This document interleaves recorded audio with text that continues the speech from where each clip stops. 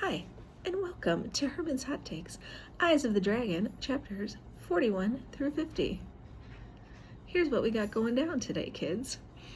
As far as summary-wise, it's pretty short, so I'll be brief. Peter is convicted of killing Roland, found guilty. Everybody turns on him, hates him. They stick him up in the needle. He has to climb 300 steps. And he's going to live now in 2 rooms for the rest of his life, because there's apparently a law that's been on the books for over 1,000 years that you cannot execute a royal.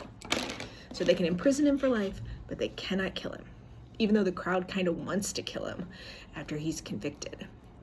Thomas wakes up from his sickness after seeing Flag poison Roland, wakes up, doesn't know anything, doesn't remember seeing Flag poison Roland, and decides that finds out that 1, Roland's dead, 2, Peter's guilty of killing him, and 3, oh, you're king. And he flips out. Complete and total panic attacks, can't handle it, doesn't want to be king, never wanted to be king. He knows he's not good at it. It says he was jealous of everything Peter had except that. He did not want to be king. Flag manipulates him to the point where he decides he will be king, and he's going to keep Flag on as his advisor. That Flag is good. Totally twists that kid around. And now Flag is drugging Thomas. Different drug. Not the same one he used on Roland. Thomas doesn't need to make an heir yet. But his is pink, and it makes him calmer and sleep and just kind of go along with things. So that's kind of, Flag's MO. That's what he does. He drugs people. So that's where we're at. So basically, analysis-wise for this one, a couple things we need to look at. 1, why does everybody just turn on Peter so quick? They do. They loved this boy. He was going to be the best king there was. Everybody loved him, praised him, hearted the dragon, all that. And within less than a day, they all hate him, want him dead, think he's horrible. It's kind of, I think, Stephen King's way of pointing at that people believe the worst in their leaders, in the monarchy, because they're at the mercy of them. Somebody who controls you, you want to be like, oh, they're bad. They control me. They're bad. So yeah, he's kind of making a commentary on the fickleness of people, how people turn on you fast.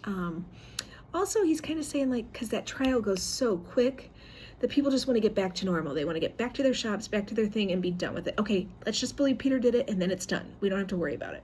We don't have to figure out who did it anymore. It's Peter. Good, we're done. We can go back to life as normal.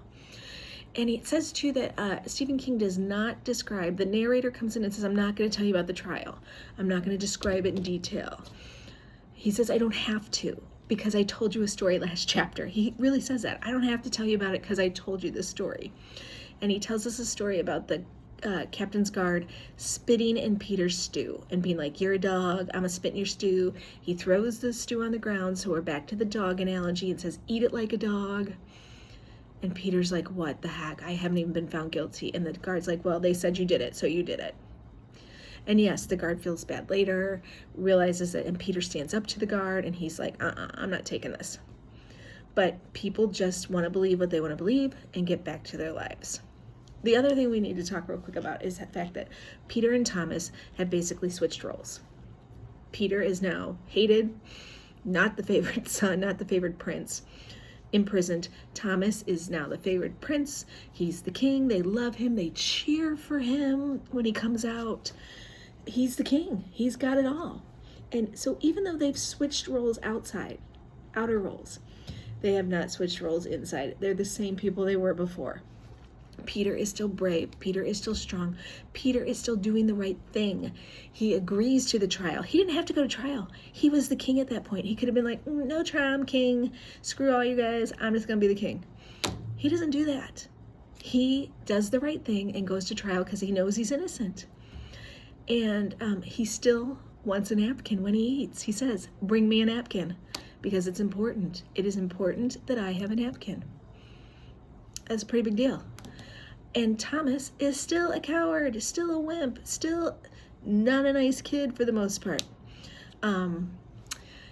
King uses the word, he felt a mean happiness, with mean happiness, which kind of is an oxymoron, right? How can you have happy Happy usually is kindness. We equate happiness kind of with kindness, but this was a mean happiness. Over the jewels and the cheering, he's so just like, you know, he's sticking it to Peter. He's like, ha, I'm the king now. Who's the king? Me. I'm the great one now. They're cheering for me now. You're stuck up in that tower. I hope you're miserable. I hope you're watching this. I hope you're super sad. I hope you're biting your lip so much you bleed. Mean happiness. So, still a coward, and he's still a coward because we find out that he has a dream and remembers that Flag killed his dad, and in the dream his dad's yelling at him like, why don't you do something about this? And he's like, I'm not going to do anything about it because, one, I kind of like being king. It's pretty cool. And two, more importantly, Flag is a scary dude, and he'll kill me. So, still a coward. So, even though they've switched roles, they have not switched inside. So, that's, you know, that's important to note. Quick Flag update in here. Again, underestimates Thomas. Flag never in a million years could believe that Thomas knows he killed Roland and is keeping the secret. He's like, that kid could never keep a secret. And we get more of the dog versus God because it says Flag does love Thomas, but it is the love of a master for his dog. So he does love Thomas, but he loves him like a master loves a pet or a dog. Also, we get a brief insight into Flag here. I'm just going to read you a quick little line from Flag. He's talking about what he's going to do to the kingdom eventually. And he's like thinking in his head what he would say to Thomas. And he says, I'll come back in disguise just long enough to see your fly-blown head on a spike. That's what he's saying to Thomas. And to open your brother's chest with my dagger, rip his heart from his chest, and eat it raw as your father ate the heart of his precious dragon. Well, that's lovely. I'm going to come back. I'm going to cut your head off. I'm going to put on a spike. Then I'm going to cut out your brother's heart. Eat it. He's a fun guy. That's somebody I want to hang out with. So that's kind of your Flag update for this section. All right, so that's 41 through 50. Got any questions? Let me know. Talk to you later. Bye.